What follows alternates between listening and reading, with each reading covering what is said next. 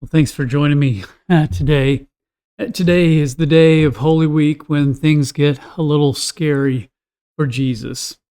Anybody have a habit of praying at night, maybe before bed? Well, Jesus and his followers did too. They'd go to a place called the Mount of Olives, and maybe you've heard of the Garden of Gethsemane, but that's where they very often went.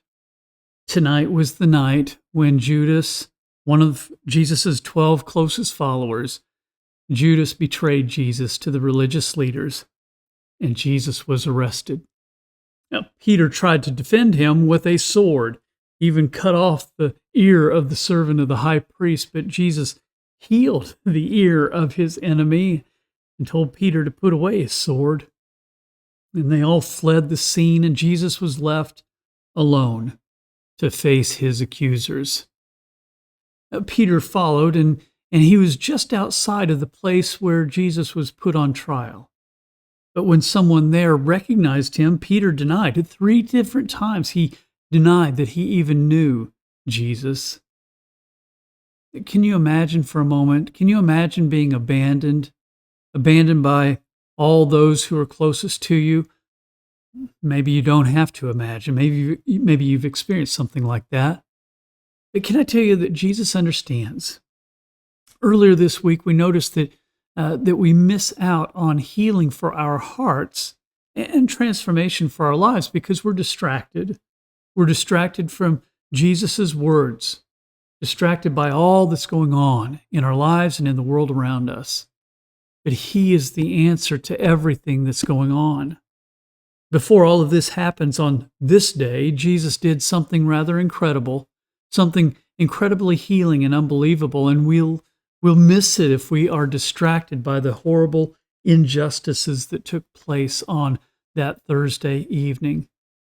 So I invite you to go back to just before supper on Thursday evening of Holy Week. It's found in John chapter 13. It goes like this. It was just before the Passover feast, and Jesus knew that the time had come for him to leave this world and go to the Father. Having loved his own who were in the world, he loved them to the end.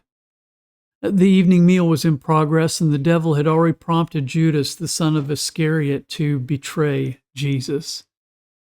And Jesus knew that the Father had put all things under his power, and that he had come from God and was returning to God. And so he got up from the meal, took off his outer clothing, and wrapped a towel around his waist. And after that, he poured water into a basin and began to wash his disciples' feet, drying them with the towel that was wrapped around him. Did you catch it? Having loved his own who were in the world, he now showed them the full extent of his love. That's why he came. That's why he came, was to reveal the Father's heart for all of us. He loves us so deeply. He loves you so deeply. And Jesus came to show the full extent of God's love.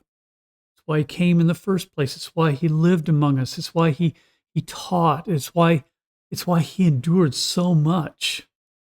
And ultimately, it's why he died on the cross. Here he washes the feet of his disciples, again, showing the depth, showing the full extent of the Father's love for us, for you. Don't miss it. Don't miss it.